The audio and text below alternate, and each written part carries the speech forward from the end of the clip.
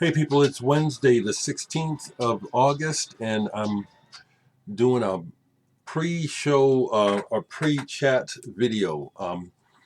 In about 50 minutes I'm due to join Edward Caspell of Legendary Pink Dots Tear Garden and other stuff on a Zoom conversation. Looking forward to it, and hopefully it goes well and then I'll post it up. But I thought I'd say hello and respond to a couple of comments recently.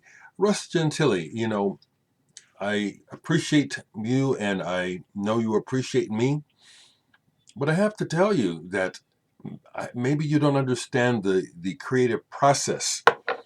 Russ was saying that he liked what he heard of the tune that I put in my last video, but he says make it longer than 3 minutes. I can't respond to that. It's like I do what I do. And if I start thinking about what other people want me to do, I may as well stop. And I work in short amounts. When I'm done, I'm done.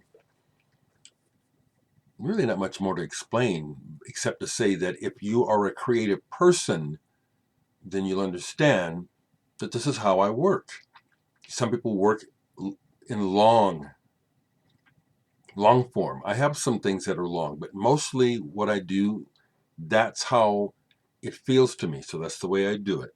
Okay? Please understand or don't.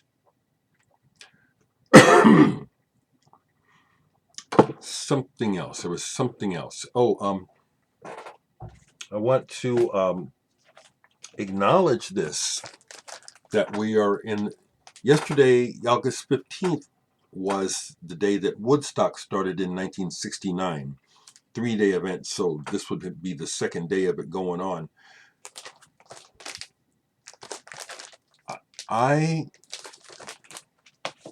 I watched a documentary recently about Woodstock and how many things changed. It changed a lot of things. It changed the music industry in a lot of ways, which I was kind of aware of as it was happening, but looking back, it's like, yeah, it really opened the gates for rock music in the commercial market.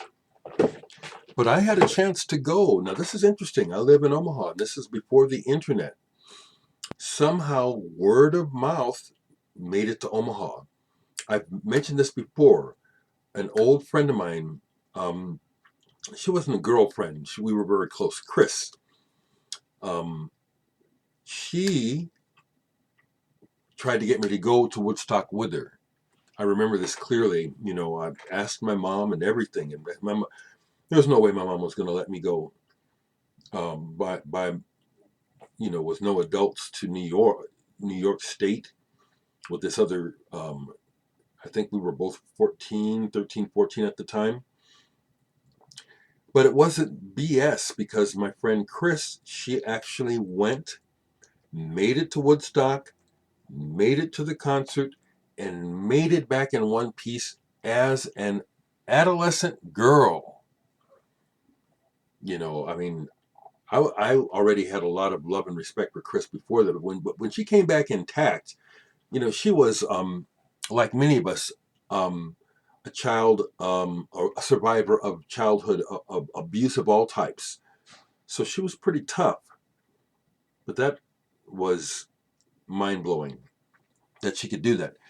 But Woodstock, important event in history, 1969. What a time in history. I also knew another fella older than me, probably, I hope he's still alive. Ray was his name. He was the person that turned me onto the book, The Four Agreements, which really helped my life. He was at Woodstock and was one of the participants who was in the middle of it.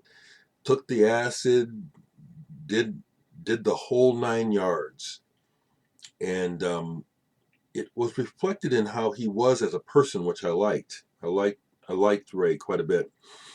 Other people on the staff, many real straight people didn't understand Ray and kind of made fun of him behind his back.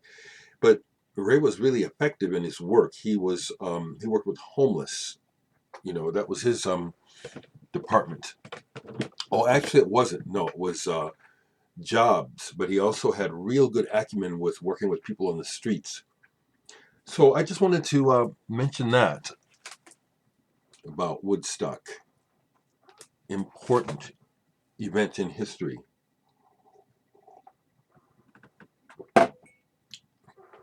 Okay, so I'm going to fix a little bit of breakfast here to prepare for the chat. I'm looking forward to it because, like I say, I saw Legendary Pink Dots either in the 90s or the early 2000s in Kansas City. It was a really wonderful show, and afterwards, I forget where with the club we were at, but I just went backstage. You know, being a musician, you know these things. So I just went backstage and hung out with Edward, and it was really cool. It was really cool. I have this CD I had him sign, Asylum, which is one of my favorites by him. Of course, they've made so much music. I've barely heard hardly anything he's made. He's put out so much music, which I intend to ask about the volume. Okay, folks, that's just what I wanted to share.